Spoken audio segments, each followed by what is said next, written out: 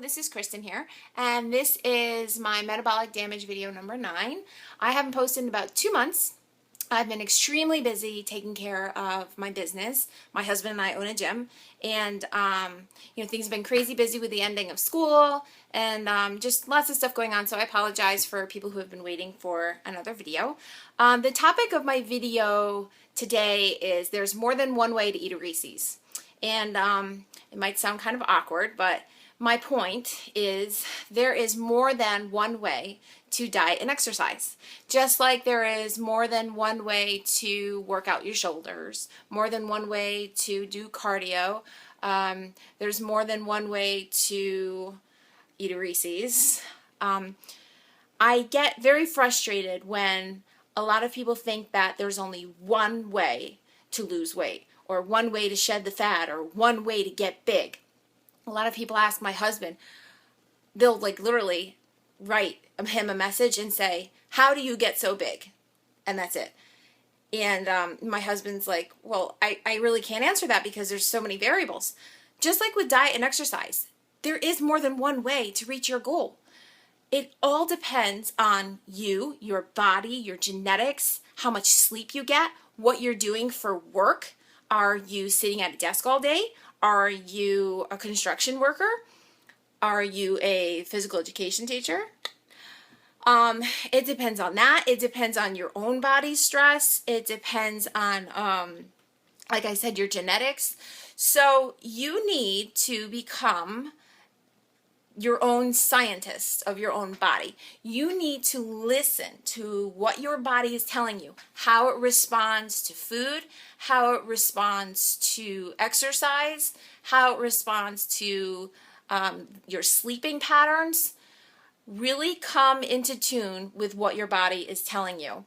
One way to do that on a scientific level is to get a full checkup, get your blood done, a full CBC, which is a complete blood count, just to make sure that everything's running smoothly. I've said that in my past videos about metabolic damage, just to make sure that everything's functioning efficiently like they should. I highly recommend that. I mean, why not get a little checkup at the doctor's? But you really need to become the master of your own self. And how do you do that? Okay. Well, for example, I had a friend over this past weekend, and she was actually in contest prep, and I offered her some apples. I said, hey, do you want some apples? They're in our fridge, and we're not eating them right now because my husband's on a diet. Whoa. Yeah, that's a different story. But I said, are they on your diet? Because we have some, good apples here. And she said, no, they're not. I said, okay, well, I don't eat them because they make me starving. And she peeped her head around the corner, and she said, I am so glad you said that. And I said, well, why? She was, because the same things happened to me. I said, like 10 minutes after you eat the apple, right? You're like freaking starving. She's like, yes. I said, I don't know why it happens to me. It's just apples because I eat grapefruit in my diet every day and it doesn't do the same thing. And I said to her, I said, yeah, I emailed my coach, PJ, and I said, listen, can we take the apples out of my diet? This was like right after my show. I said, dude, they make me starving. And he's like, yeah, sure. That's one example of knowing your body. Somebody else can eat an apple and they don't get the same response. So my major point here is that if I tell you right now I'm doing carb cycling and I've lost 16 pounds in the past 2 months, then you should do carb cycling too, because you will lose the body fat that you've been trying to lose for months. No, you can try it. And there's obviously so many different ways to carb cycle. I mean, you've got you could do a high carb day, a medium carb day, a low carb day, or then you could do a high and a low, or just a high and a medium. And you can there's so many different patterns that you can follow. The guy, Chris Powell, who does the Extreme Weight Loss Edition, he is a firm believer in carb cycling, but he has so many different levels and variations that you can do with the carb cycling. So my point is, just because it works for me, it doesn't mean that it's going to work for you. Some people like to do a very low carb diet all the time. Some people work well with carbs and not with fat, so they'll do high carb, low fat. Some people like the carb backloading. Some people like intermittent fasting. There's so many ways to do it. And just like with exercise, there's so many ways to do cardio. there's running, there's swimming, there's biking, there's yoga. Well, that's not really cardio, but kickboxing. There's so many things, and the same with exercising. Like, there's more than one way to work your shoulders. There's shoulder pressing. There's lateral raises, depending on how you want to manipulate the muscle and how you want it to look. But sometimes shoulder pressing is not good for somebody else. Maybe you want to do log presses, or maybe you're good with shrugs. Like, you have to find out how your body responds. Like, that's how my husband was able to become so successful in his sport, is that he did what worked for him. If something wasn't working and he wasn't getting results, he would change things up. And a lot of people, I feel like, are just being lazy, and they just want somebody to say, okay, do this, and they'll do it. Well, no. I mean, you can get a plan, but if it's not working and you're not getting the results and you're putting all your effort into it, then change things up. There's so much research out there. There's so many things to do that you should really pick out of everything and try all different things. And I get upset when people out there say, oh, there's only one way to do something, carb backloading, that's it. Like, that's the way. If you don't do it, you don't know what you're doing, and you're not smart, and why would you waste your time with anything else? I don't like people who claim that their way is the only way. Well, no. Like, there's a big thing about HIIT cardio right now. I think HIIT cardio is great. Some people don't enjoy it.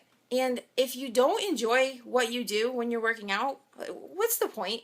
I mean, if you're competing or if you're a professional athlete, then there's going to be things that you're going to do that you might not like and might not be enjoyable, but you're doing them for a reason. But if you're like an average person who just wants to work out to be healthy or to get healthy and just make it your lifestyle, a lifestyle means that it's a part of your everyday life or a part of your regular life. And why would you do something every day of your life for the rest of your life, or be a part of your life, that you didn't enjoy? So if somebody said that running was the only way for you to maintain the body that you want, and you hated running, why would you do it? Why wouldn't you try swimming? Like, why wouldn't you try biking? So I could go on and on about this, but you just need to do the work. You need to do the research. Write down, keep a journal, and write down how foods are making you feel. If you have oatmeal and eggs and grapefruit in the morning and you feel great, take note of that. If like me, if you eat a certain food and it just all of a sudden you're starving 10 minutes later, stay away from that food for the most part. So that's my main thing, is that there's more than one way to reach your goals. And that's with everything in life. It's not just diet and exercise. There's more than one way to become successful. And so many people don't trust their instincts, don't trust themselves, but you need to. Like, the body is an amazing thing. We're all different. And I know that there's some common denominators for, between us and other people, but we really are all different. So I encourage you to do your research and find out what works for you. And just keep it in the back of your head that your overall goal for everybody should be to be happy and healthy. I mean, what else is there? So enjoy what you do. Enjoy the foods that you're putting in your mouth, and just, be happy and healthy. So that's my message for this video. As far as the metabolic damage thing, I'm happy to report that I'm doing really well. I've been doing my carb cycling with my coach PJ for 7 weeks now, and I've lost about 15 pounds. And, the weight doesn't really matter. Like, it does, but the fact that I feel so much better, I feel like I'm back to myself again, that is priceless to me. The carb cycling is working. I'm not doing cardio every day. I'm not even, I'm under an hour of cardio. I do about 30 to 40 minutes. So I prefer to do fasted cardio. Now, a lot of people will say that fasted cardio is the only way to get, the best results. And some people will say that fasted cardio is absolutely horrible and it eats away all of your muscle. Here, it brings up my point again. There's more than one way to do something, and whatever works best for your body, you should do. So I like fasted cardio. Number one, because it starts off my day awesome. It releases the endorphins. I feel energetic. I feel so good about myself that I got up and I moved my body. So the rest of my day, I'm just happier. Number two, it's cooler in the morning, especially, in the warmer months here in Connecticut. It can get really humid. And the fact that I can get my cardio done when it's a little cooler out, I do it about, when I'm working, I do it around 5:30 in the morning. When I'm not working, I'll do it between like 8 and 8:30. And it's nice. There's not a lot of people around that early, so that's why I like it.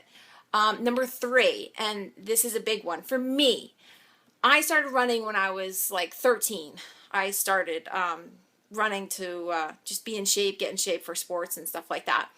And I tend to cramp when I run, and I cramp right in my ribs, like right in my rib cage on either side, and it's happened like my whole life. And when I run in the mornings, it doesn't happen. I don't cramp, and I feel like it's whenever I drink or eat something, even if it's like an hour or two, and after I eat or drink, I still cramp, and I get like it hurts when I breathe, and it's just annoying. So when I do fasted cardio, I don't cramp, and so I enjoy it. That's why I do fasted cardio. Do I lift heavy weights or run 5 miles on an empty stomach? No, because I know that's going to damage my muscle.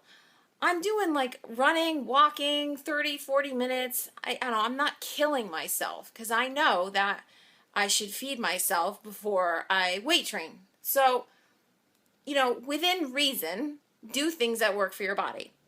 So, I'm great. Things are going good. I appreciate all the support that I'm continuing to get. And my big announcement that I have to make is that I am opening my own online business.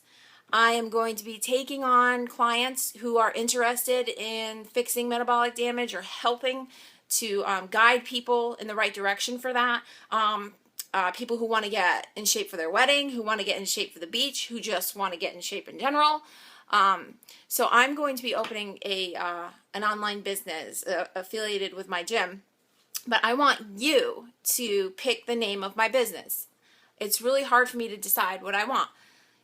I don't know if I should incorporate my full name, KristenPoundstone.com, or Kristen Poundstone Fit, or something. So I want you to tell me what you think my online business website should be called. And whoever comes up with the best idea that I pick, I'm going to send some free stuff out to you.